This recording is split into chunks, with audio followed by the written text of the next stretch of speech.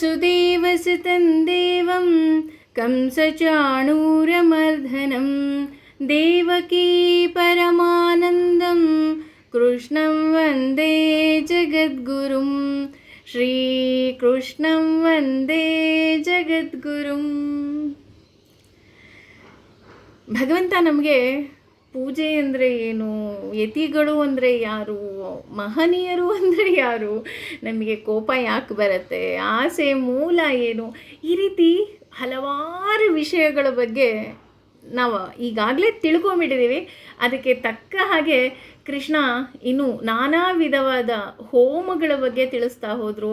ನಾವು ಅಂದ್ಕೊಂಡಿದ್ವಿ ನಾನಾ ವಿಧ ಹೋಮ ಅಂದರೆ ಚಂಡಿಕಾ ಹೋಮ, ಗಣ ಹೋಮ, ಈ ಮತ್ತೊಂದು ಹೋಮ ಅಂತ ನಾವು ಅಂದ್ಕೊಂಡ್ಬಿಟ್ಟಿದ್ವಿ. ಆದರೆ ಈ ರೀತಿಯೆಲ್ಲ ಭಗವಂತ ಹೇಳ್ತಾ ಇರೋದು ನಾವು ನಾನಾ ರೀತಿ ಆರಾಧನೆ ಮಾಡೋದು ಸಹ ಹೋಮ ಇದ್ದ ಹಾಗೆ.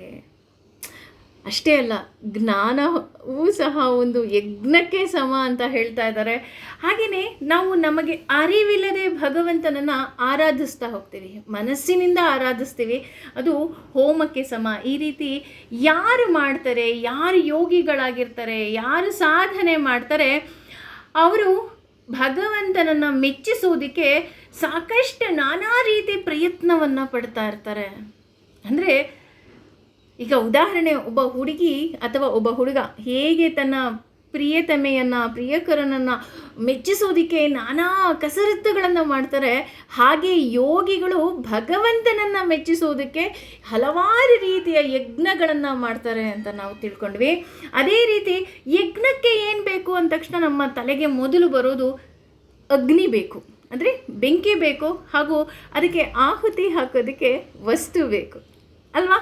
ನಾವು ಯಾವುದೇ ಹೋಮ ಹವನ ಅಂದ ತಕ್ಷಣ ನಮ್ಮ ಕಣ್ಣು ಮುಂದೆ ಬರುವಂತಹ ವಿಷಯ ಯಾವುದಪ್ಪ ಅಂದರೆ ಒಂದು ಹೋಮಕುಂಡ, ಇನ್ನೊಂದು ಅದಕ್ಕೆ ಹಾಕುವಂತಹ ಹವಿಸುಗಳು. ಸಮಿತ್ತಿರಬಹುದು, ಅರಳಿರಬಹುದು, ಎಳ್ಳಿರಬಹುದು, ಸಾಸಿವೆ ಇರಬಹುದು, ಅನ್ನ ಇರಬಹುದು. ಈ ರೀತಿ ನಾನಾ ವಿಧವಾದ ಆಹುತಿಯನ್ನು ನಾವು ಅಗ್ನಿಗೆ ಹಾಕ್ತಾ ಹೋಗ್ತೀವಿ. ಇದೇ ನಮ್ಮ ಕಣ್ಣು ಮುಂದೆ ಬರ್ತಾ ಹೋಗುತ್ತೆ. ಹಾಗಿದ್ರೆ ಇದೇ ಹೋಮನ ಅಂತ ನೋಡೋದಿದ್ರೆ ನಾವು ಇಲ್ಲಿ ತಿಳ್ಕೊಂಡ್ವಿ, ಹೋಮ ಅಂದ ತಕ್ಷಣ ಅಗ್ನಿ ಬೇಕು ಅಂತ. ಆದರೆ ಇಲ್ಲಿ ಯತಿಗಳು ಮಾಡೋದ್ರಲ್ಲಿ ಅಗ್ನಿ ಯಾವುದಪ್ಪ, ಅವ್ರು ಅಗ್ನಿಕುಂಡದ ಮುಂದೆ ಕುಳಿತೇ ಇಲ್ವಲ್ಲ ಅಂತ ಯೋಚನೆ ಮಾಡಬೇಕಾದ್ರೆ ಅದು ಜ್ಞಾನಿಯ ಭಾವನೆ ಮೇಲೆ ಹೋಗ್ತಾ ಹೋಗುತ್ತೆ ಅಂತ ಹೇಳ್ತಾ ಹೋಗ್ತಾರೆ. ಅದು ಒಂದು ಯಜ್ಞ ಆಗುತ್ತೆ. ಅವನ ಭಾವನೆ ಏನಿರುತ್ತೆ ಅದೇ ಪ್ರಧಾನ. ನಾವು ಹೇಳ್ತಾ ಹೋಗ್ತೀವಲ್ಲ, ಬಹುಶಃ ಎಲ್ಲರೂ ಕೇಳಿದ್ದೀರಾ ಅಂತ ನಾನು ಅನ್ಕೊಂಡಿ, ಹೂಗಳು ಹಾಕಬೇಕಾದ್ರೂ ಅಷ್ಟೇ ಭಗವಂತನಿಗೆ ಅಷ್ಟಪುಷ್ಪಗಳನ್ನು ಹಾಕಿದ್ರೆ ಸಾಕು ಅಂತ ನಾವು ತಿಳ್ಕೊಂಬಿಟ್ಟಿದ್ದೀವಿ. ಆ ಅಷ್ಟಪುಷ್ಪಗಳು ಹಾಕಬೇಕು ಅಂದಾಗ ಹೇಗೆ ಹಾಕಬೇಕು? ತೋಟಕ್ಕೆ ಹೋಗಿ ಕಿತ್ಕೊಂಡು ಬರಬೇಕಾ? ಇಲ್ಲ. ಆ ಅಷ್ಟಪುಷ್ಪಗಳನ್ನು ನಾವು ಮನಸ್ಸಿನಲ್ಲಿ ಆರಾಧನೆ ಮಾಡಿದ್ರೆ ಸಾಕು, ಆ ಅಷ್ಟಪುಷ್ಪಗಳು ಭಗವಂತನಿಗೆ ಹೋಗಿ ಸೇರ್ತಾ ಹೋಗುತ್ತೆ ಅಲ್ವಾ. ಅದೇ ರೀತಿ ಇಲ್ಲಿ ಯೋಗಿಗಳು ಏನು ಮಾಡ್ತಾರೆ, ಇನ್ನೂ ನಾನಾ ವಿಧವಾಗಿ ಭಗವಂತನನ್ನು ಆರಾಧನೆ ಮಾಡ್ತಾರೆ. ಅವರು ಯಾವ ರೀತಿ ಆರಾಧನೆ ಮಾಡ್ತಾರೆ ಅಂತ ಇನ್ನು ಮುಂದಿನ ಶ್ಲೋಕದಲ್ಲಿ ಹೇಳ್ತಾ ಹೋಗ್ತಾರೆ. ಅದು ಏನಿದೆ ಅಂತ ತಿಳ್ಕೊಳ್ಳೋಣ.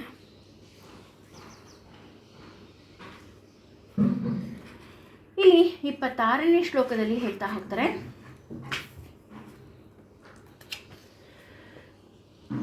ಶ್ರೋತೃ ಆಧೀನ ಅಂದರೆ ಶ್ರವಣ ಪ್ರಕ್ರಿಯೆಯಂತಹ ಇಂದ್ರಿಯಾಣಿ ಇಂದ್ರಿಯಗಳನ್ನು ಅನ್ಯೇ ಇತರರು ಸಂಯಮದ ಅಗ್ನೇಶು ಅಗ್ನಿಗಳಿಂದ ಜನ್ಹುತಿ ಅರ್ಪಿಸುತ್ತಾರೆ.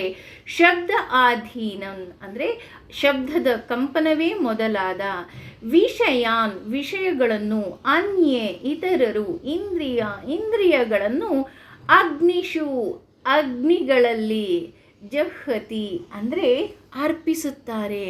ಯಾವ ರೀತಿ ಇವರು ಹೋಮ ಹವನಗಳನ್ನು ಮಾಡ್ತಿದ್ದಾರಪ್ಪ ಅಂತ ಹೇಳ್ತಿದ್ದಾರೆ ಅಂತ ಅಂದರೆ ಇಲ್ಲಿ ಇನ್ನೂ ಒಂದು ಹೆಜ್ಜೆ ಮುಂದೆ ಹೋಗಿ ಹೇಳ್ತಾ ಇದ್ದಾರೆ. ನಾವು ಹೇಳಿದ್ವಲ್ಲ ಅಷ್ಟಪುಷ್ಪಗಳು ಅಂದಾಗ ಅಹಿಂಸಾ ಪ್ರಥಮಂ ಪುಷ್ಪಂ ಇಂದ್ರಿಯ ನಿಗ್ರಹಂ ಸರ್ವಭೂತದಯಾ ಪುಷ್ಪಂ ಕ್ಷಮಾ ಪುಷ್ಪಂ ವಿಶೇಷತಃ ಜ್ಞಾನ ಪುಷ್ಪಂ ತಪಃ ಪುಷ್ಪಂ ಶಾಂತಿ ಪುಷ್ಪಂ ತಥೈವ ಚ ಸತ್ಯಮಷ್ಟಮಿದಂ ಪುಷ್ಪಂ ವಿಷ್ಣೋ ಪ್ರಿಯಕರ ಭವೇತ್ ಅಂತ ಹೇಳ್ತಾ ಹೋಗ್ತಾರೆ. ಅದೇ ರೀತಿ ಇಲ್ಲೂ ಅಷ್ಟೇ ಆ ಜ್ಞಾನಿಯಾದವನು ಅವನು ಏನೆಲ್ಲ ಆಹುತಿಯನ್ನು ಹಾಕ್ತಾನೋ ಅದನ್ನು ಇದಂ ಮಮಃ, ಇದು ಯಾವುದೂ ನನ್ನದಲ್ಲ ತಂದೆ, ನೀನು ಏನು ನನಗೆ ತೋರಿಸ್ತಾ ಇದೆಯಾ ದಾರಿ ಅದೇ ನಿನ್ನದು, ಹಾಗಾಗಿ ನಾನು ಕೇವಲ ಯಜ್ಞವನ್ನು ಮಾಡ್ತೀನಿ ಅಂತ ಹೇಳ್ತಾ ಹೋಗ್ತಾರೆ. ಇದರಲ್ಲಿ ಇವರು ಮಾಡುವಂತಹ ಯಜ್ಞಗಳು ಅಂದರೆ ಈಗ ಸಂಸಾರಿಗಳು ಹೇಗೆ ಯಜ್ಞವನ್ನು ಮಾಡ್ತಾರೆ ಅಥವಾ ಯತಿಗಳು ಹೇಗೆ ಯಜ್ಞ ಮಾಡ್ತಾರೆ ಅಂತ ನಾವು ತಿಳ್ಕೊಂಡ್ವಿ. ಹಾಗೆ ಇನ್ನು ಕೆಲವರು ಹೇಗೆ ಯಜ್ಞ ಮಾಡ್ತಾರೆ, ಈ ಎರಡನೇ ವರ್ಗಕ್ಕೆ ಸೇರಿದವರು ಹೇಗೆ ಯಜ್ಞವನ್ನು ಮಾಡ್ತಾರಪ್ಪ ಅಂದರೆ ಇಂದ್ರಿಯ ನಿಗ್ರೇಶು. ಅದಕ್ಕೆ ಹೇಳಿದ್ದು ಮೊದಲನೇ ಹೂವೇ ಇಂದ್ರಿಯ ನಿಗ್ರಹ ಅನ್ನೋ ಹಾಗೆ ನಾವು ಅಷ್ಟಪುಷ್ಪಗಳಲ್ಲೇ ಮೊದಲನೇ ಹೂವು ಇಂದ್ರಿಯ ನಿಗ್ರಹ ಅಲ್ವಾ, ಅದಕ್ಕೆ ಅದನ್ನು ಎಕ್ಸಾಂಪಲ್ ಕೊಟ್ಟಿದ್ದು. ಅದೇ ರೀತಿ ಇಲ್ಲಿ ಇಂದ್ರಿಯ ನಿಗ್ರಹವೇ ನಿಜವಾದ ಯಜ್ಞ ಅಂತ ಹೇಳ್ತಾ ಹೋಗ್ತಾರೆ. ನಾವು ಅನ್ಕೊತಾ ಇದ್ದೀವಿ ಅಷ್ಟೇ, ಅಯ್ಯೋ ನಾನೇನು ಹೋಮ ಮಾಡ್ತಿಲ್ಲ, ನಾನು ಪೂಜೆ ಮಾಡ್ತಿಲ್ಲ, ನಾನು ಕಾಶಿಗೆ ಹೋಗಿಲ್ಲ, ನಾನು ಗಯಾಗೆ ಹೋಗಿಲ್ಲ. ಬೇಡರಿ, ಎಲ್ಲೂ ಹೋಗಬೇಡಿ. ನೀವು ನಿಜವಾಗ್ಲೂ ಇಂದ್ರಿಯ ನಿಗ್ರಹವನ್ನು ಮಾಡುವ ಶಕ್ತಿ ನಿಮ್ಮಲ್ಲಿದೆ ಅಂದರೆ ಅದೂ ಸಹ ಹೋಮಕ್ಕೆ ಸಮ ಅಂತ ಭಗವಂತ ಹೇಳ್ತಾ ಇದ್ದಾನೆ. ಹಾಗೆಯೇ ಇಲ್ಲಿ ಮೊದಲನೇ ಪದದಲ್ಲಿ ಹೇಳ್ತಾ ಇದ್ದಾರೆ ನೋಡಿ, ಏನಂತ, ನಿಂದ್ರಿಯಾಣೇನ ಅಂದರೆ ಇಂದ್ರಿಯಗಳನ್ನು ನಿಗ್ರಹದ ಮೂಲಕ ಇಲ್ಲಿ ಯಜ್ಞವನ್ನು ಮಾಡ್ತಾ ಇದ್ದಾರೆ. ಅಂದರೆ ಹೇಗೆ ಯಜ್ಞವನ್ನು ಮಾಡೋದಪ್ಪ, ಇಂದ್ರಿಯ ನಿಗ್ರಹವನ್ನು ಮಾಡಿದೆ ಅಂತ ನೋಡೋದು ಮಾಡ್ತಾ ಹೇಗೆ ನಿಗ್ರಹ ಮಾಡೋದು ಅಂತ ಅಂದರೆ ಕಿವಿಗಳಿಂದ ಕೆಟ್ಟದ್ದನ್ನು ಯಾವುದೇ ವಿಚಾರಗಳನ್ನು ಕೇಳೋ ಹಾಗಿಲ್ಲ. ನಾನು ಕೇಳಲ್ಲ. ನಾನು ಏನು ಕೇಳ್ತೀನಿ ಅಂದರೆ ಕೇವಲ ಭಗವಂತನ ಶ್ಲೋಕಗಳು, ಭಗವಂತನ ನಾಮಸ್ಮರಣೆ, ಭಗವಂತನ ಬಗ್ಗೆ ಒಳ್ಳೆಯ ವಿಷಯಗಳು, ಭಗವಂತನ ಪಾರಾಯಣ, ಭಗವಂತನ ಪಾಠಗಳು, ಇದನ್ನು ಮಾತ್ರ ಕೇಳ್ತೀನಿ. ಕೆಟ್ಟ ವಿಚಾರಗಳನ್ನು ನಾನು ಏನೂ ಸಹ ಕೇಳೋದಿಲ್ಲ. ನಾನು ಕೇಳೋದೇನಪ್ಪ ಅಂದರೆ ಕೇವಲ ದೇವ್ರ ಬಗ್ಗೆ. ನೀವು ಪಕ್ಕದಲ್ಲೇ ಕೂತ್ಕೊಂಡು ಈ ಸೀರೆ ಚೆನ್ನಾಗಿದೆ, ಇದು ಮೈಸೂರು ಸಿಲ್ಕ್ ಸೀರೆ, ಇದಕ್ಕಿಷ್ಟು ಬೆಲೆ ಅಷ್ಟು ಬೆಲೆ ಅಂದ್ರೂ ಆ ವ್ಯಕ್ತಿಗೇನೂ ಕೇಳಿಸೋದಿಲ್ಲ.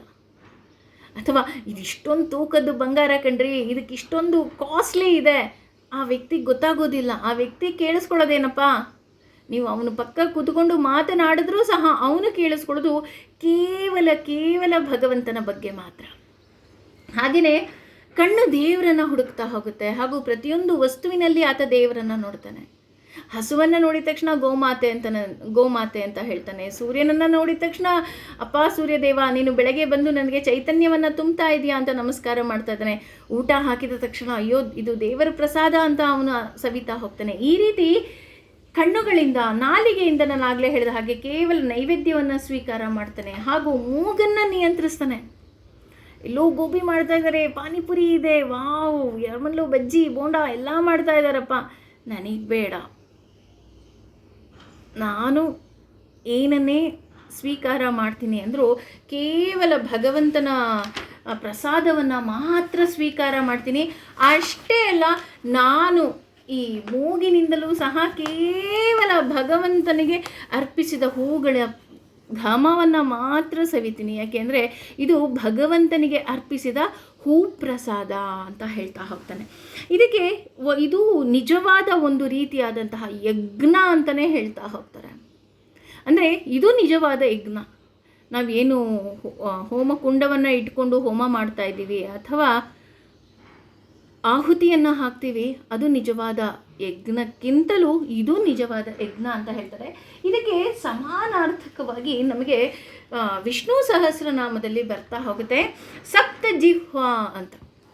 ಅಂದರೆ ಭಗವಂತ 7 ನಾಲಿಗೆಗಳಿಂದ ಆತ ಏನು ಮಾಡ್ತಾನೆ, ಆಹುತಿಯನ್ನು ಸ್ವೀಕಾರ ಮಾಡ್ತಾನಂತೆ.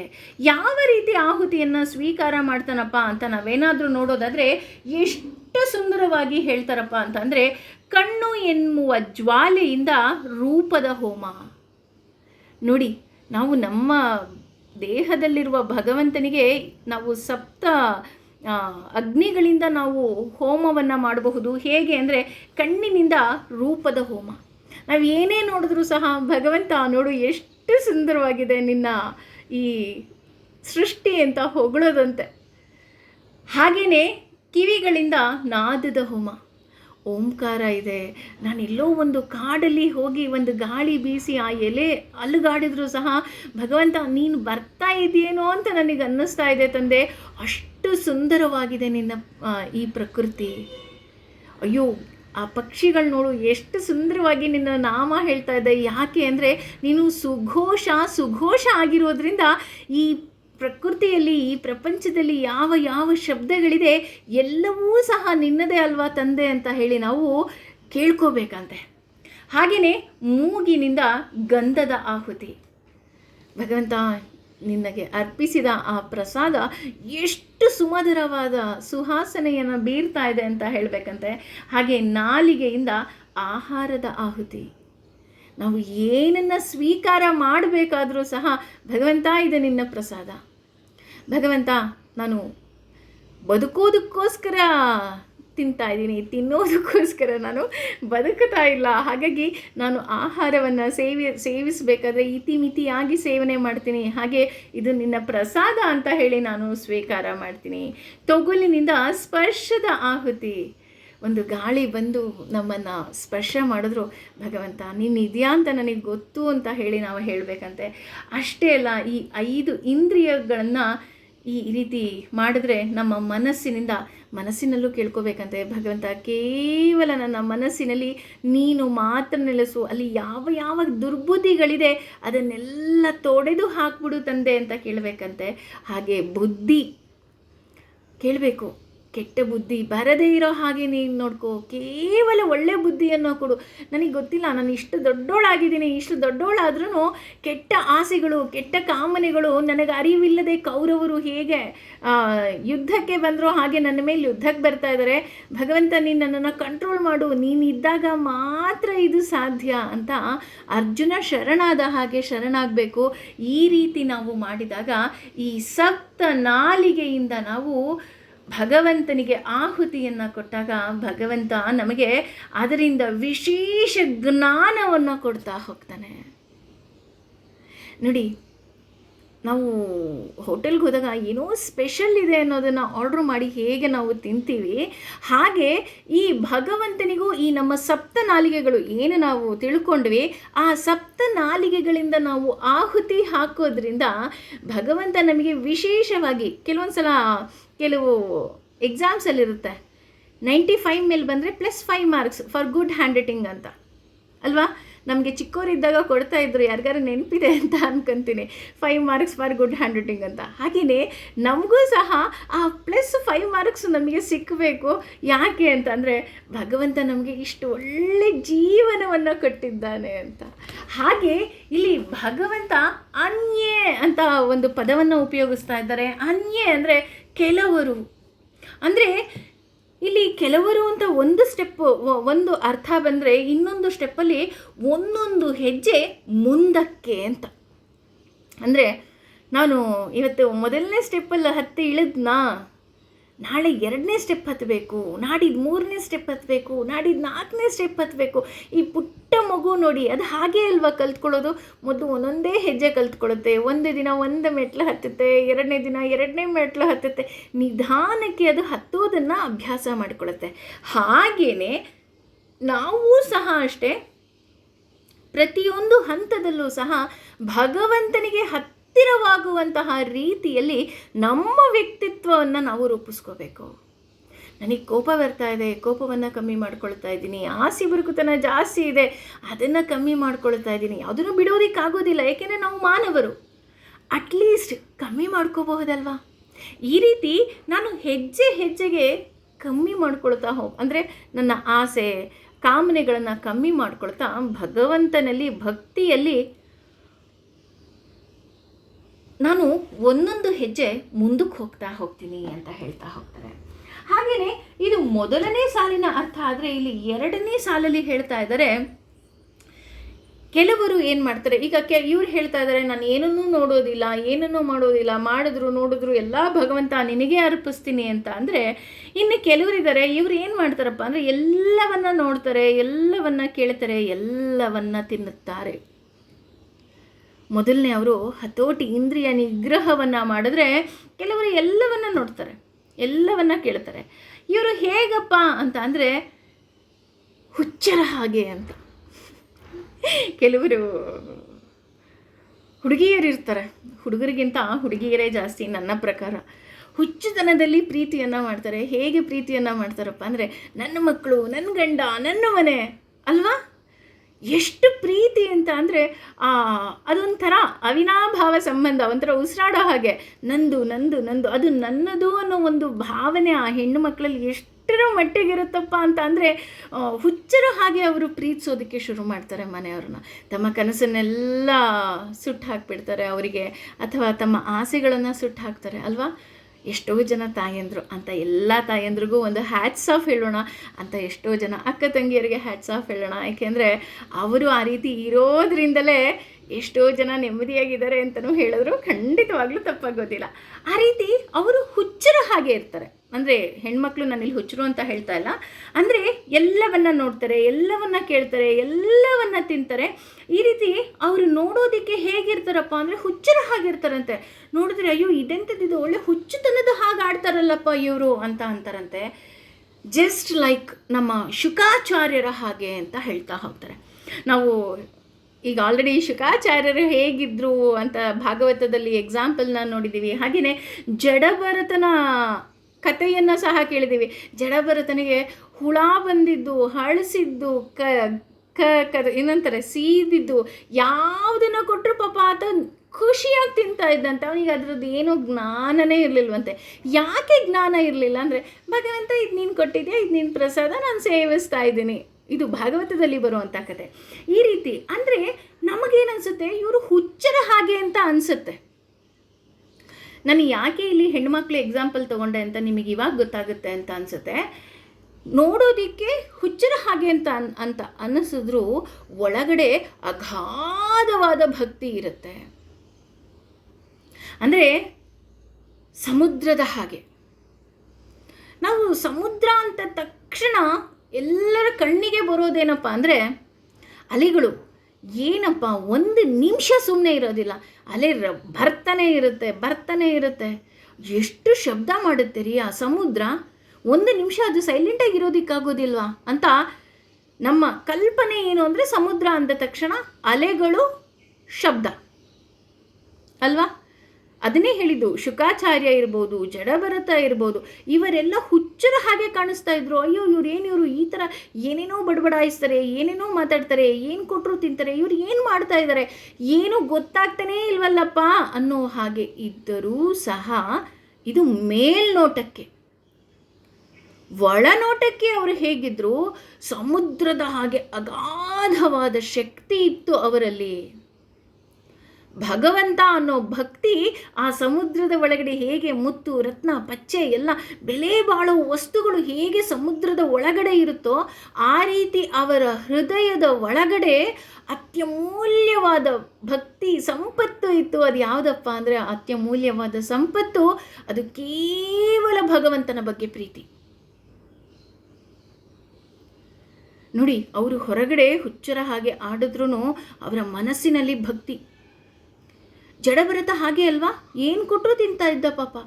ಎಲ್ಲರೂ ಅವನ ಕೈಲಿ ಕೆಲಸ ಮಾಡಿಸ್ಕೊಂಡು ಅವನಿಗೆ ಹಳಸಿದ ಅನ್ನವನ್ನು ಕೊಟ್ಟರು ಅವ್ನು ತಿಂತಾ ಇದ್ದ. ಯಾಕೆಂದರೆ ನೀನು ಇದನ್ನು ಕೊಟ್ಟಿದ್ಯಾ, ನಾನು ತಿಂತಿದ್ದೀನಿ, ನಾನು ನಿನ್ನನ್ನೇ ನೋಡಿದ ಮೇಲೆ, ನಿನ್ನ ಪ್ರೀತಿ ನನಗೆ ಸಿಕ್ಕಿದ ಮೇಲೆ ಇದೆಲ್ಲ ಯಾವ ಲೆಕ್ಕ, ಈ ಜನ್ಮ ಯಾವ ಲೆಕ್ಕ. ನೋಡಿ, ಆ ರೀತಿ ಇಲ್ಲಿ ಅವರು ಹೊರಗಡೆಯಿಂದ ಮಾತ್ರ ಹಾಗೆ ಕಾಣ್ತಾರೆ. ಅಸಾಧಾರಣ ಭಕ್ತಿ ಅವರಲ್ಲಿ ಭಗವಂತನ ಬಗ್ಗೆ ಇರುತ್ತೆ. ಹಾಗೆಯೇ ಇದು ಹೇಗೆ ಸಾಧ್ಯ ಅಂತ ನೋಡೋದಾದರೆ ಕೇವಲ ಭಾವನೆಯಿಂದ ಅಲ್ವಾ. ನಾನು ಆಗಲೇ ಹೇಳಿದ ಹಾಗೆ ಹೆಣ್ಮಕ್ಳು, ನೀನು ಈ ಮನೆಗೆ ಸೇರಿದೋಳಲ್ಲ ಪುಟ, ನಿನ್ನ ಮನೆ ಬೇರೆ ಇದೆ ಅಂತ ಹೇಳಿ ಕಳಿಸ್ಬಿಡ್ತಾರೆ ಮದುವೆ ಮಾಡಿಕೊಟ್ಟು. ಆ ಮನೆಗೆ ಬಂದ ತಕ್ಷಣ ಅದು ತನ್ನದಾಗೇ ಇರೋದಿಲ್ಲ, ಆದರೂ ತನ್ನದು ಅಂದ್ಕೊತಾಳೆ. ಅವಳಿಗೆ ಅದರ ಮೇಲೆ ಯಾವುದೇ ರೀತಿಯಾದಂತಹ ಅಧಿಕಾರನೇ ಇರೋದಿಲ್ಲ. ನಾವೇನು ಅಂದ್ಕೊಂಡಿದ್ವಿ ಇಷ್ಟು ದಿನ, ಹೌದಾ ಈ ರೀತಿನ ಅಂದರೆ ಅದನ್ನೇ ಕೃಷ್ಣ ಅಂತ ಇರೋದು. ದಟ್ ಈಸ್ ಕಾಲ್ಡ್ ಡಿಟ್ಯಾಚ್ಮೆಂಟ್ ಅಲ್ವಾ. ಬಹುಶಃ ನಮ್ಮ ಹೆಣ್ಣುಮಕ್ಳಿಗೆ ಹುಟ್ಟಿದಾಗಿಂದನೇ ಬಂದುಬಿಟ್ಟಿರುತ್ತೇನೋ ಆ ಡಿಟ್ಯಾಚ್ಮೆಂಟ್ ಅನ್ನೋದು. ಏಕೆಂದರೆ ನಿಮ್ಮ ಮನೆ ಯಾವುದ್ರಿ, ಅದು ತವ್ರ ಮನೆ, ಇದು ಗಂಡನ ಮನೆ ಅಲ್ವಾ. ಅಂದರೆ ಒಂದು ರೀತಿಯಾದಂತಹ ನಮಗೆ ನಮ್ಮದೇ ಆದಂತಹ ಯಾವುದೇ ರೀತಿಯಾದಂತಹ ಆಸರೆ ಇಲ್ಲ ಅಂದ್ರೂ ಸಹ ಎಲ್ಲವುದೂ ನನ್ನದೇ, ಆ ಎಲ್ಲ ಜವಾಬ್ದಾರಿಗಳು ನನ್ನದೇ. ಹಾಗೆ ಇಲ್ಲಿ ಭಾವನೆ ಮುಖ್ಯ ಅಂತ ಹೇಗೆ ಹೇಳ್ತಾ, ಅದಕ್ಕೆ ನಾನು ಹೆಣ್ಮಕ್ಳ ಎಕ್ಸಾಂಪಲ್ ಕೊಟ್ಟಿದ್ದಷ್ಟೇ.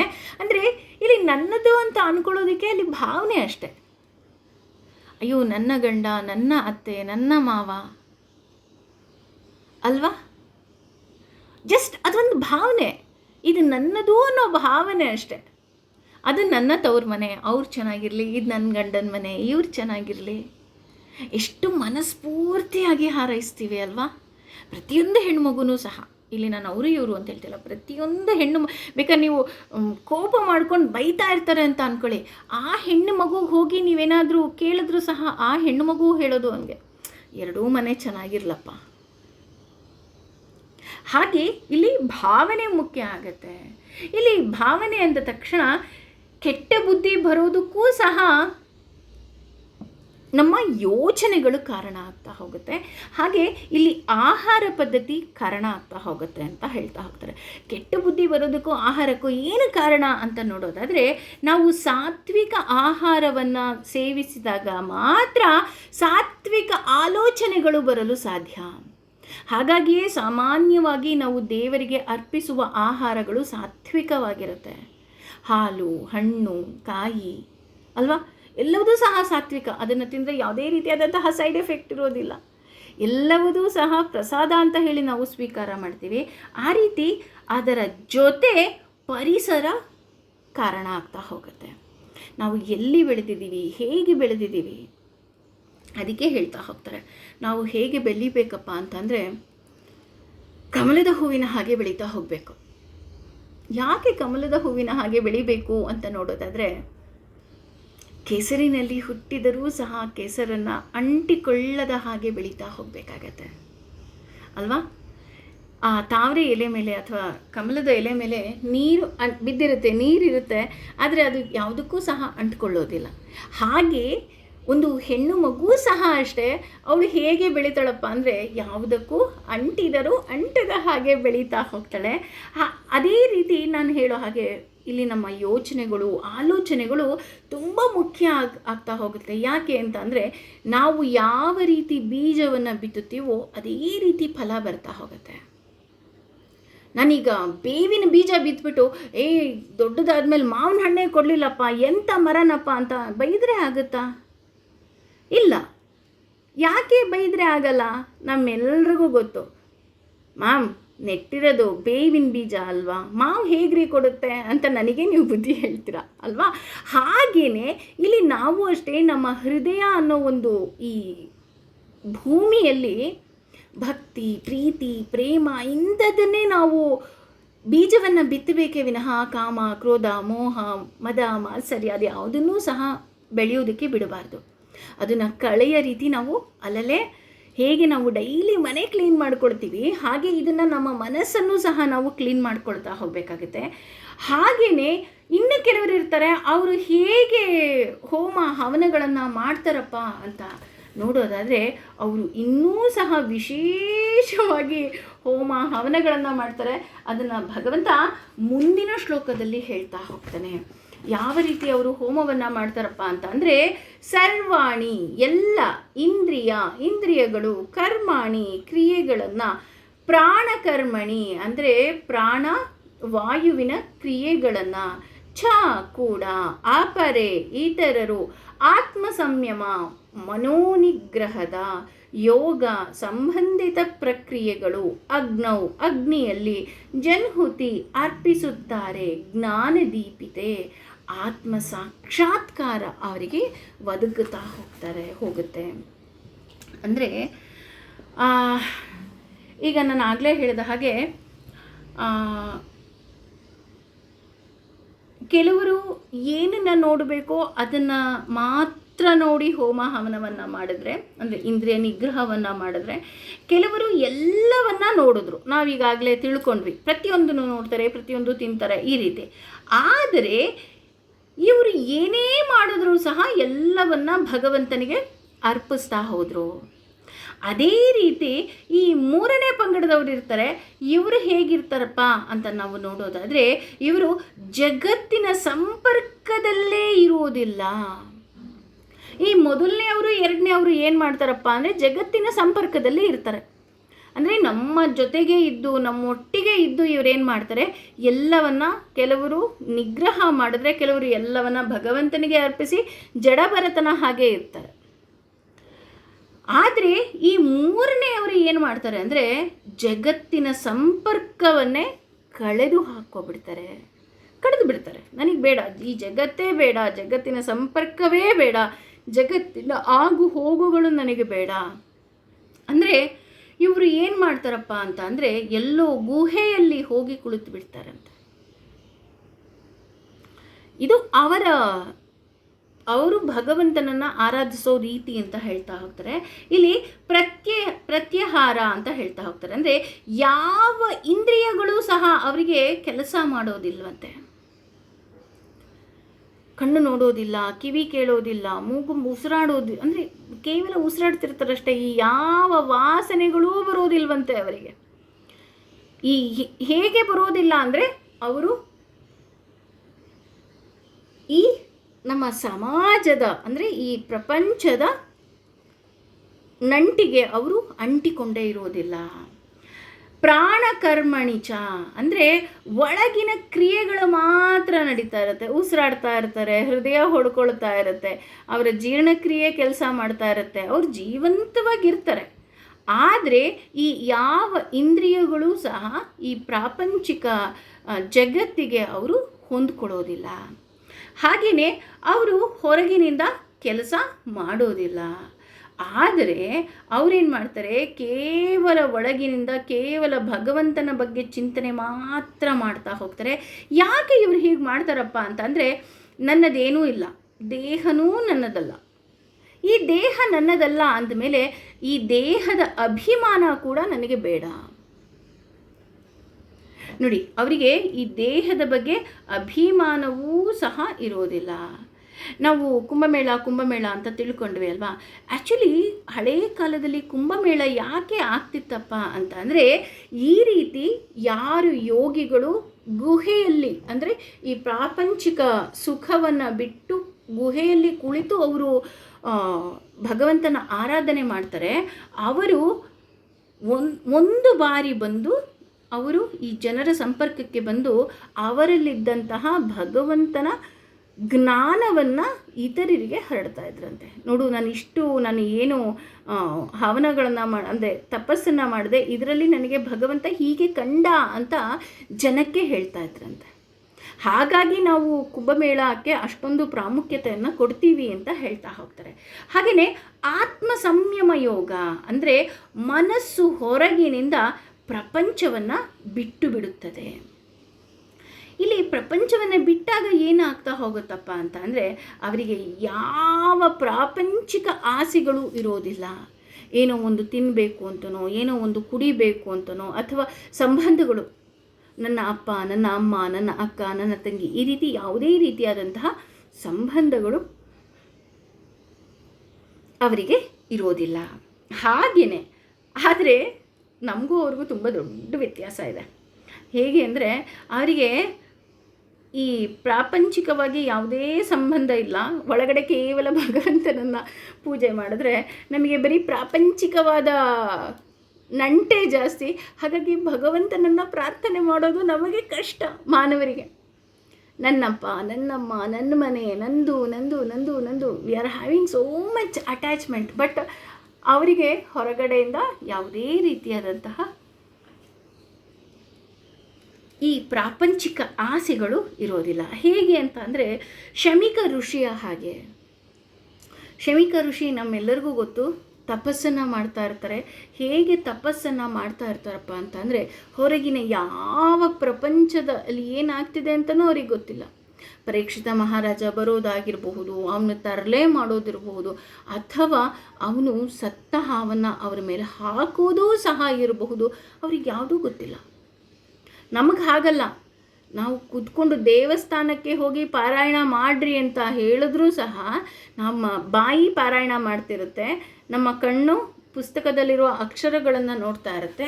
ಆದರೂ ಸಹ ಕೆಲವೊಂದು ಬಾಯಿಪಾಠ ಆಗಿರೋದ್ರಿಂದ ಬಾಯಿಪಾಠ ಮಾಡ್ತಾ ಮಾಡ್ತಾ ಯಾರು ದೇವಸ್ಥಾನಕ್ಕೆ ಬಂದರು, ಯಾರು ಹೋದರು, ಯಾರು ಯಾವ ಸೀರೆ ಹಾಕ್ಕೊಂಡಿದ್ರು, ಯಾರು ಯಾವ ಒಡವೆ ಹಾಕ್ಕೊಂಡಿದ್ರು ಅಲ್ವಾ, ಅಥವಾ ಯಾರೇನು ತಪ್ಪು ಮಾಡಿದ್ರು, ಯಾರೆಲ್ಲಿ ತಪ್ಪು ಮಾಡಿದ್ರು, ಈ ರೀತಿ ನಮ್ಮ ಬಾಯಿ ಪಾರಾಯಣ ಮಾಡ್ತಾ ಇದ್ರೂ ಸಹ ನಮ್ಮ ಮನಸ್ಸು ಚಂಚಲವಾಗಿ ಎಲ್ಲ ಕಡೆ ಓಡಾಡ್ಕೊಂಡು ಬಂದು ಕೊನೆಗೆ ಮನೆಗೆ ಹೋಗಿ ಒಂದು ರೌಂಡ್ ಅಡುಗೆ ಮನೆಗೂ ಹೋಗ್ಬಿಟ್ಟು ಬಂದುಬಿಡುತ್ತೆ. ಎಷ್ಟೋ ಜನಕ್ಕೆ ಆಗೋದಿದ್ದೇನೆ. ಪಾರಾಯಣ ಮಾಡಬೇಕಾದ್ರೆ ಓಂ ವಿಶ್ವಂ ಅಂದ ತಕ್ಷಣ ಇಡೀ ಭಗವಂತ ನೀನು ವಿಶ್ವರೂಪದಲ್ಲಿ ಇದ್ದೀಯಪ್ಪ ಅನ್ನೋ ಆ ವಿಶ್ವರೂಪ ಕಣ್ಮುಂದೆ ಬರೋದೇ ಇಲ್ಲ. ವಿಶ್ವಂ ವಿಷ್ಣುರಂದ ಅದು ವಷಟ್ಕಾರವರೆಗೂ ಹೋಗೋದೇ ಇಲ್ಲ.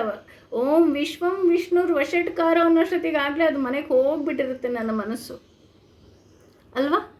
ಆ ಮನಸ್ಸಿನ ಇಂದ್ರಿಯ ನಿಗ್ರಹ ಬಹಳ ಬಹಳ ಮುಖ್ಯ ಆಗತ್ತೆ ಅನ್ನೋದನ್ನು ಇಲ್ಲಿ ಹೇಳ್ತಾ ಹೋಗ್ತಾರೆ. ಹಾಗೆಯೇ ಹೇಳ್ತಾರೆ, ನಾವು ಮಾಡುವಂತಹ ಪೂಜೆ ಏನಿದೆ ಅದು ದೇವಸ್ಥಾನಕ್ಕೆ ನಾವು ಹೋದ್ರೂ ಗರ್ಭಗುಡಿಗೆ ಬೀಗ ಹಾಕಿದ ಹಾಗೆ. ನಾವು ದೇವಸ್ಥಾನಕ್ಕೆ ಹೋಗಿರ್ತೀವಿ, ಗರ್ಭಗುಡಿಗೆ ಬೀಗ ಹಾಕ್ಬಿಟ್ಟಿದ್ದಾರೆ. ಆಗ ನಮಗೆ ದೇವ್ರ ದರ್ಶನ ಆಗುತ್ತಾ? ಆಗಲ್ಲ. ಏನು ಮಾಡ್ತೀವಿ, ಅಲ್ಲಿ ಇಲ್ಲಿ ಕಿಂಡಿನಲ್ಲಿ ಬಗ್ಗಿ ಅಲ್ಲೆಲ್ಲೋ ಒಂದು ಸಂದಿನಲ್ಲಿ ಇಣುಕಿ ನೋಡಿ, ಈ ರೀತಿಯಾದಂತಹ ತುಂಟ ಚೇಷ್ಟೆಗಳಲ್ಲಿ ಭಗವಂತನನ್ನು ನೋಡ್ಕೊಂಬರ್ತೀವಿ. ಅದಕ್ಕೆ ನಮ್ಮ ಕವಿಗಳು ಎಷ್ಟು ಚೆನ್ನಾಗಿ ಬರೀತಾರಲ್ವ, ಎಲ್ಲೋ ಹುಡುಕಿದೆ ಇಲ್ಲದ ದೇವರ ಕಲ್ಲು ಮಣ್ಣುಗಳ ಗುಡಿಯೊಳಗೆ ಅಂತ ಹೇಳ್ತಾ ಹಾಕ್ತಾರೆ. ಹಾಗಿದ್ರೆ ಆ ಭಗವಂತನನ್ನು ನೋಡೋದಕ್ಕೆ ಆಗೋದಿಲ್ವಾ? ಗರ್ಭಗುಡಿಗೆ ಬೀಗ ಹಾಕ್ಬಿಟ್ಟಿದಾರಲ್ಲ, ಬೀಗ ತೆಗೆಯೋದು ಹೇಗೆ, ಯಾರು ತೆಗಿತಾರೆ ಅಂತ ನೋಡೋದಾದರೆ ಆ ಕೀಲಿ ಕೈ ಎಲ್ಲೋ ಇಲ್ಲ, ನಮ್ಮ ಕೈಯಲ್ಲೇ ಇದೆ. ಅದು ಯಾವುದಪ್ಪ ಅಂದರೆ ನಮ್ಮ ಮನಸ್ಸನ್ನು ನಿಯಂತ್ರಣ ಮಾಡೋದು. ಅದಕ್ಕೆ ನಾನು ಆವಾಗಲೇ ಪಾರಾಯಣದ ಎಕ್ಸಾಂಪಲ್ ಕೊಟ್ಟಿದ್ದು. ಪಾರಾಯಣ ಮಾಡಬೇಕಾದ್ರೆ ನಾನು ಹೇಳಿದ್ನಲ್ಲ, ನಾನು ಪಾರಾಯಣ ಮಾಡ್ತಿದ್ದೀನಿ, ಭಗವಂತ ಮುಂದೆ ಇದ್ದಾನೆ ಅನ್ನೋದಕ್ಕಿಂತ ಹೆಚ್ಚಾಗಿ ನಾನು ಭಗವಂತನನ್ನು ಆ ಗರ್ಭಗುಡಿ ಅಂದರೆ ನನ್ನ ಹೃದಯದಲ್ಲಿರುವಂತಹ ಗರ್ಭಗುಡಿಯ ಬೀಗವನ್ನು ತೆಗೆದು, ಮನಸ್ಸಿನ ನಿಯಂತ್ರಣ ಅನ್ನೋ ಒಂದು ಕೀಲಿ ಕೈಯಿಂದ ತೆಗೆದು ಅವನನ್ನಲ್ಲಿ ಪ್ರತಿಷ್ಠಾಪನೆ ಮಾಡಬೇಕು. ಭೂತಾತ್ಮ ಪರಮಾತ್ಮ ಚ ಮುಕ್ತಾನಾಂ ಪರಮಾಗತಿ. ಭಗವಂತ ನೀನು ಇಷ್ಟೊಂದು ಅರ್ಥದಲ್ಲಿ ಇದೆಯಾ ತಂದೆ, ನನ್ನ ಮನಸ್ಸಿನಲ್ಲಿ ಒಂದು ಕೂತ್ಕೋ. ಈ 1000 ನಾಮದಲ್ಲಿ ನನಗೆ 1000 ರೂಪಗಳನ್ನು, ರೂಪ ವಿಭವ ಗುಣ, ಈ ರೀತಿ ಹಲವಾರು ರೀತಿಯಲ್ಲಿ ನಿನ್ನ ಅರ್ಥಗಳಿದೆ. ನೀನು ಬಂದು ಕೂತ್ಕೋಬಾರ್ದ ನನ್ನ ಹೃದಯದೊಳಗಡೆ? ನೀನು ಬಂದು ಕೂತ್ರೆ, ನಾವು ಹೇಳ್ತೀವಲ್ಲ ಕೃಷ್ಣ ಅಂತ ಕರಿಬೇಡ, ಕೃಷ್ಣ ಅಂತ ಒಂದೇ ಒಂದು ಸಲ ಕರೆದ್ರೆ ಅವನು ನಿನ್ನ ಕಿವಿಯ ಮುಂದೆ ಬಂದು ನಿಂತ್ಕೊಂಡ್ಬಿಡ್ತಾನೆ. ಹೌದಾ ಅಂತ 2 ಸಾರಿ ಕೃಷ್ಣ ಕೃಷ್ಣ ಅಂದರೆ ಸಾಕು, ಅವನು ಹೃದಯದಲ್ಲಿ ಹೋಗಿ ಕುಳಿತುಕೊಂಡ್ಬಿಡ್ತಾನೆ. ಯಾವುದಕ್ಕೂ ಜಾಗ ಇಲ್ಲ ಕಣ್ರಿ ಅಂತ ಆಗಲೇ ಹೇಳಿಬಿಟ್ಟಿದ್ದಾರೆ ನಮಗೆ ಅಲ್ವಾ. ಯಾಕೆ ಯಾವುದಕ್ಕೂ ಜಾಗ ಇಲ್ಲ? ಕೃಷ್ಣ ಅಂದ್ರೆ ಕರ್ಷತಿ ಇತಿ ಕೃಷ್ಣ, ಎಲ್ಲರನ್ನ ಆಕರ್ಷಣೆ ಮಾಡ್ತಾ ಹೋಗ್ತಾನೆ. ಅವನು ಹೇಳ್ತಾ ಹೋಗ್ತಾನೆ, ನೀನು ದುಃಖ ಪಡಬೇಡ, ನೀನು ನೋವು ಪಡಬೇಡ, ನೀನು ನೋವು ಪಟ್ಟರೆ ನೀನು ಒಳಗಡೆ ಇರೋ ನಾನು ನೋವು ಪಡ್ತಾ ಇದ್ದೀನಿ, ನಿನಗೆ ಅರ್ಥ ಆಗ್ತಿಲ್ವಾ ಅಂತ ಹೇಳ್ತಾ ಇದ್ದಾನೆ. ಹಾಗಾಗಿ ಅವನೇ ನಮ್ಮ ಹೃದಯದಲ್ಲಿ ಕುತ್ಕೊಂಡ್ಬಿಟ್ಟಿದ್ದಾನೆ ಅಂದರೆ ಯಾವುದಕ್ಕೂ ಜಾಗ ಇಲ್ಲ ಅಲ್ವಾ. 1 kg ಬ್ಯಾಗ್ ನಾವು ತೊಗೊಂಡು ಹೋಗಿ 1 kg ಅಕ್ಕಿ ಫುಲ್ ತುಂಬಿಸ್ಕೊಂಡ ಮೇಲೆ ಇನ್ನೇನು ಹಾಕ್ಕೊಂಬರೋಕ್ಕಾಗತ್ತೆ? ಅದರಲ್ಲಿ ಏನು ಹಾಕ್ಕೊಂಬರೋಕ್ಕಾಗಲ್ಲ ಅಲ್ವಾ. ಅದೇ ರೀತಿ ಈ ನಮ್ಮ ಪುಟ್ಟ ಹೃದಯದಲ್ಲಿ ಭಗವಂತನನ್ನು ಕೂರಿಸಿದಾಗ, ನಾನು ಪಾರಾಯಣವನ್ನು ಮಾಡಬೇಕಾದ್ರೆ ಭಗವಂತನ ರೂಪವೇ ಬರಬೇಕೇ ವಿನಃ ಇನ್ಯಾವುದೋ ರೂಪ ಬರೋದಕ್ಕೆ ಸಾಧ್ಯವೇ ಇಲ್ಲ. ಆ ರೀತಿ ನಮ್ಮ ಮನಸ್ಸನ್ನು ನಿಯಂತ್ರಿಸೋದು ಆ ಗರ್ಭಗುಡಿಯ ಕೀಲಿ ಕೈ ಅಂತ ಹೇಳ್ತಾ ಹೋಗ್ತಾರೆ. ಅದೇ ನಿಜವಾದ ಅಗ್ನಿ. ಹೋಮ ಮಾಡಬೇಕು ಅಂದಾಗ ನಿಜವಾದ ಅಗ್ನಿ ಯಾವುದು ಅಂದರೆ ಅದೇ ಅಂತ ಹೇಳ್ತಾ ಹೋಗ್ತಾರೆ. ಹಾಗೆಯೇ ನಮ್ಮದು ಹೇಗಿದೆಯಪ್ಪ ಅಂತಂದರೆ, ಈಗ ಆಪ್ರೇಷನ್ ಮಾಡಿದಾಗ ಸಾಕಷ್ಟು ನೋವುಗಳಿರುತ್ತೆ ಅಲ್ವಾ, ತುಂಬ ನೋವಿದೆ. ತುಂಬ ನೋವಿದ್ದಾಗ ಏನು ಮಾಡ್ತಾರೆ, ಡಾಕ್ಟ್ರ್ ಬಂದು ಇಂಜೆಕ್ಷನ್ ಕೊಡ್ತಾರೆ. ಅಯ್ಯೋ ತುಂಬ ನೋವಿದೆಯಾ ಅಂತ ನಾವು ಮಲ್ಕೊಂಡ್ಬಿಡ್ತೀವಿ, ನಿದ್ರಾವಸ್ಥೆಗೆ ಹೋಗ್ಬಿಡ್ತೀವಿ. ನೋವಿಲ್ವಾ? ನೋವಿದೆ. ಆದರೆ ನಾನು ಆ ನಿದ್ರಾವಸ್ಥೆಯಲ್ಲಿ ಹೋಗಿರೋದ್ರಿಂದ ನನಗೆ ಯಾವ ನೋವು ಸಹ ಕಾಣ್ತಾ ಇಲ್ಲ. ಅಂದರೆ ಇದರ ಅರ್ಥ ಏನು? ನಿನಗೆ ಏನು ನೋವಿಲ್ವಾ? ಯಾವುದೇ ರೀತಿಯಾದಂತಹ ಸಮಸ್ಯೆಗಳಿಲ್ವಾ ನಿನಗೆ? ಅಂದರೆ ಸಮಸ್ಯೆಗಳಿದೆ, ಇಲ್ಲ ಅಂತ ಅಲ್ಲ. ಆದರೆ ಭಗವಂತನ ನಾಮಸ್ಮರಣೆ ಏನಿದೆ ಇದು ಎಲ್ಲವುದನ್ನು ನನಗೆ ಮರೆಸ್ತಾ ಇದೆ. ಯಾಕೆಂದರೆ ಭಗವಂತ ನನ್ನ ಹೃದಯದಲ್ಲಿ ಕುತ್ಕೊಂಡ್ಬಿಟ್ಟಿದ್ದಾನಲ್ವಾ, ಹಾಗಾಗಿ ನನಗೆ ಯಾವ ನೋವು ಗೊತ್ತಾಗ್ತಾ ಇಲ್ಲ. ಅಷ್ಟೇ ಅಲ್ಲ, ಎಚ್ಚರ ಆದ ತಕ್ಷಣ ಮತ್ತೆ ನೋವು, ಅಯ್ಯೋ ಅಮ್ಮ ನೋವಿದೆ. ಭಗವಂತನನ್ನು ಎಲ್ಲೋ ಮರೆತು ಮತ್ತೆ ಈ ಪ್ರಪಂಚಕ್ಕೆ ಅಂಟ್ಕೊಂಡ್ಬಿಡ್ತೀವಿ ನಾವು ಮಾನವರು. ತಕ್ಷಣ ಇನ್ನೂ ನೋವಿದೆ ಕಣ್ರಿ ಅಂತ ಹೇಳ್ತೀವಿ, ಮತ್ತೆ ಭಗವಂತನ ಶರಣಾಗತಿ ಆಗ್ತೀವಿ. ಆದರೆ ಇಲ್ಲಿ ಹೇಳ್ತಾ ಹೋಗ್ತಾರೆ, ಇಲ್ಲಿ ಬೆಂಕಿ ಅಂತ ಅಂದ್ರೆ ಇಂದ್ರಿಯ ನಿಗ್ರಹಗಳು. ನಾನು ಹಾಕುವಂತಹ ಆಹುತಿ ಯಾವುದಪ್ಪ ಅಂದರೆ ನನ್ನ ಒಂದೊಂದು ಇಂದ್ರಿಯಗಳನ್ನು ಏನು ನಿಗ್ರಹ ಮಾಡ್ತೀನಿ ಅದನ್ನೇ ನಾನು ಆಹುತಿಯನ್ನಾಗಿ ಹಾಕ್ತಾ ಇದ್ದೀನಿ. ಹಾಗಾಗಿ ಇಲ್ಲಿ ಭಗವಂತ ಹೇಳ್ತಾ ಇದ್ದಾನೆ ಕೊನೆಯಲ್ಲಿ, ಜ್ಞಾನದೀಪಿತೆ, ನೀನು ಈ ರೀತಿ ಇಂದ್ರಿಯ ನಿಗ್ರಹವನ್ನು ಮಾಡೋದೇ ಅಗ್ನಿಯನ್ನಾಗಿ ಮಾಡಿಕೊಂಡು ಒಂದೊಂದು ಇಂದ್ರಿಯಗಳನ್ನು ನೀನು ನನಗೆ ಆಹುತಿಯನ್ನು ಹಾಕ್ತೀಯಲ್ಲ, ಆವಾಗ ನಿನಗೆ ಜ್ಞಾನದೀಪಿತೆ. ಆ ಜ್ಞಾನ ಏನಾಗ್ತಾ ಹೋಗುತ್ತೆ, ಹೆಚ್ಚುತ್ತಾ ಹೋಗುತ್ತೆ. ಭಗವಂತ ನನ್ನ ಜೊತೆ ಇದ್ದಾನೆ, ಭಗವಂತ ನನ್ನ ಜೊತೆ ಇದ್ದರೆ ಸಾಕು, ಇದಕ್ಕಿಂತ ದೊಡ್ಡ ವಿಷಯ ಇರೋದಕ್ಕೆ ಸಾಧ್ಯವೇ ಇಲ್ಲ. ಅವನು ನಿಜವಾದ ಸಂಪತ್ತು ಅಂತ ಗೊತ್ತಾಗ್ತಾ ಹೋಗುತ್ತೆ. ಇದಕ್ಕೆ ಒಂದು ಸಾರಿ ಕೃಷ್ಣ ಮತ್ತು ಅರ್ಜುನ ಇಬ್ಬರು ಮಾತಾಡ್ತಾ ಇರ್ತಾರೆ. ಈ ರೀತಿ ಮಾತಾಡ್ಬೇಕಾದ್ರೆ ಏನಾಗುತ್ತೆ, ಆಗಲೇ ಕುರುಕ್ಷೇತ್ರ ಯುದ್ಧ ಎಲ್ಲ ಮುಗಿದು ಹೋಗಿರುತ್ತೆ. ಯುಧಿಷ್ಠಿರನಿಗೆ ಆಗಲೇ ಪಟ್ಟಾಭಿಷೇಕ ಸಹ ಆಗೋಗಿರುತ್ತೆ. ಆ ರೀತಿ ಆದಾಗ ಅರ್ಜುನ ಹೀಗೆ ಕುಳಿತು ಮಾತಾಡಬೇಕಾದ್ರೆ ಹೇಳ್ತಾನೆ, ಕೃಷ್ಣ ನೀನು ಭಗವದ್ಗೀತೆ ಉಪದೇಶ ಮಾಡಿದೆಯಲ್ಲ, ಆ ಭಗವದ್ಗೀತೆ ಉಪದೇಶ ಮಾಡಿದಾಗ ನಾನು ತುಂಬ ಟೆನ್ಷನಲ್ಲಿದ್ದೆ, ನನಗೆ ತುಂಬ ನೋವಲ್ಲಿದ್ದೆ. ನಾನು ನೀನು ಹೇಳ್ದಂಗೆ ನಡ್ಕೊಂಡೆ, I am a very good student. ಆದರೆ ನೀನು ಏನೇನು ಹೇಳಿದೆ ಅಂತ ನನಗೇನಾಗೋಯ್ತು, ಆಗ ಟೆನ್ಷನಲ್ಲಿದ್ದೆ ಅಲ್ಲ, ಎಲ್ಲ ನನಗೆ ಏನು ಎತ್ತ ಅಂತಲೇ ನನಗೆ ಗೊತ್ತಾಗಲಿಲ್ಲ. ಹಾಗಾಗಿ ನನಗೆ ಇನ್ನೊಂದ್ಸಲ ಭಗವದ್ಗೀತೆ ಉಪದೇಶ ಮಾಡ್ತೀಯಾ ಅಂತ ಕೇಳ್ತಾನೆ. ನೋಡಿ, ಅಂದರೆ ಅಲ್ಲಿ ಒಂದು ಸ್ನೇಹದ ಸಲುಗೆ ಅಷ್ಟೆ. ಎಷ್ಟೋ ಸರಿ ಮೇಡಮ್ ನೀವೇನೋ ಪಾಠ ಮಾಡಿದ್ರಲ್ಲ ಅದೇನು ಅರ್ಥನೇ ಆಗಿಲ್ಲ. ಆದರೆ ಕೃಷ್ಣನಿಗೆ ಎಷ್ಟು ಕೋಪ ಬಂದುಬಿಡುತ್ತೆ ಅಂದರೆ, ನನ್ನನ್ನು ನೀನೇನು ಅಂದ್ಕೊಂಡಿದ್ಯಾ ನೀನು? ನೀನು ಕೇಳ್ದಾಗೆಲ್ಲ ಉಪದೇಶ ಮಾಡೋಕ್ಕೆ ಅದು ಭಗವದ್ಗೀತೆ, ಅದು ಭಗವದ್ಗೀತೆಯನ್ನು ನಾನು ನಿನಗೆ ಹೇಗೆ ಉಪದೇಶ ಮಾಡಲಿ, ಉಪದೇಶ ಮಾಡೋದಕ್ಕಾಗೋದಿಲ್ಲ ಅಂತ ಹೇಳ್ತಾನೆ. ಅಂದರೆ ಅದು ಒಂದೇ ಸಾರಿ ಉಪದೇಶ ಮಾಡೋಕ್ಕೋಗೋದು. ಕೋಟಿ ಕೋಟಿ ವರ್ಷಗಳ ಹಿಂದೆ ನಾನು ಸೂರ್ಯಂಗೆ ಉಪದೇಶ ಮಾಡಿದೆ, ಅವನ ಕೆಲಸವನ್ನು ಮಾಡ್ಕೊಂಡು ಹೋದ. ಹಾಗೆ ನಿನಗೆ ಉಪದೇಶ ಮಾಡಿದೆ, ನೀನು ಈ ಧರ್ಮ ಸ್ಥಾಪನೆ ಮಾಡಿದೆ, ಅಷ್ಟೇ ಮುಗೀತು. ಆದರೂ ಸಹ ಅದಕ್ಕೆ ಹೇಳೋದು ಕೃಷ್ಣ ಅಂತ, ನೀನು ಕೇಳಿದೆ ಅಲ್ವಾ, ಅದಕ್ಕೆ ನಾನು ಇನ್ನೊಂದು ಸಲ ಹೇಳ್ತೀನಿ ಕೇಳು ಅಂತ ಇನ್ನೊಂದು ಸಲ ಹೇಳ್ತಾನಂತೆ. ಇನ್ನೊಂದು ಸಲ ಪೂರ್ತಿ ಭಗವದ್ಗೀತೆಯನ್ನು ಉಪದೇಶ ಮಾಡೋದಿಲ್ಲ, ಅದು ಅನುಗೀತೆ ಅಂತ ಹೇಳ್ತಾರೆ. ಆ ಅನುಗೀತೆಯಲ್ಲಿ ಒಂದು ಕಥೆಯನ್ನು ಹೇಳ್ತಾನೆ ಕೃಷ್ಣ. ಅಂದರೆ ಪೂರ್ತಿ ಭಗವದ್ಗೀತೆಯ ಸಾರ ಆಗಲಿ ಭಗವದ್ಗೀತೆಯನ್ನು ಹೇಳೋದಿಲ್ಲ. ಆಗ ಒಂದು ಪುಟ್ಟ ಕಥೆಯನ್ನು ಹೇಳ್ತಾನೆ. ಆ ಕಥೆ ಏನಪ್ಪ ಅಂತಂದರೆ, ಒಂದು ಪುಟ್ಟ ಗ್ರಾಮ. ಆ ಪುಟ್ಟ ಗ್ರಾಮದಲ್ಲಿ ಒಬ್ಬ ಬ್ರಾಹ್ಮಣ ಇರ್ತಾನಂತೆ. ಆ ಬ್ರಾಹ್ಮಣ ಯಾವಾಗಲೂ ಸುಮ್ಮನೆ ಕೂತಿರ್ತಾನಂತೆ. ಅವನ ಹೆಂಡತಿಗೆ ತುಂಬ ಬೇಜಾರು. ಇದೇನಪ್ಪ ಇದು, ಎಲ್ಲ ಬ್ರಾಹ್ಮಣರು ಹೋಗ್ತಾರೆ, ಹೋಮ ಹವನ ಪೂಜೆ ಪುನಸ್ಕಾರ ಇನ್ನೊಂದು ಮತ್ತೊಂದು ಎಲ್ಲ ಮಾಡ್ತಾರೆ, ಆದರೆ ನನ್ನ ಗಂಡ ಏನೂ ಮಾಡಲ್ಲ, ಸುಮ್ಮನೆ ಕೂತ್ಕೊಂಡ್ಬಿಟ್ಟಿದ್ದಾನಲ್ಲ, ಇವನು ಯಾಕೆ ಹೀಗೆ ಕೂತ್ಕೊಂಡಿದ್ದಾನೆ ಅಂತ ಒಂದು ಸಲ ನಾವೆಲ್ಲ ಹೆಣ್ಮಕ್ಳಿಗೆ ಹೇಗೆ ನಾವು ನಮ್ಮ ಶಾಂತತೆಯನ್ನು ದಾಟಿಬಿಡ್ತೀವಿ, ಹಾಗೆ ಅವಳು ಸಹ ಒಂದು ರೀತಿ ಕ್ರೂರ ರೂಪವನ್ನು ತಾಳ್ಬಿಟ್ಟು ಆ ಗಂಡನಿಗೆ ಚೆನ್ನಾಗಿ ಬೈದ್ಬಿಡ್ತಾಳೆ. ಏನು ನೀವು ಯಾವಾಗ ನೋಡಿದ್ರು ಸುಮ್ಮನೆ ಕೂತಿರ್ತೀರ, ನೀವೇನೂ ಮಾಡ್ತಾ ಇಲ್ಲ, ನೋಡಿ ಎಲ್ಲರೂ ಏನೋ ಕೆಲಸ ಮಾಡ್ತಾ ಇದ್ದಾರೆ, ನೀವು ಮಾಡೋದಲ್ವಾ ಅಂತ ಹೇಳ್ತಾಳೆ.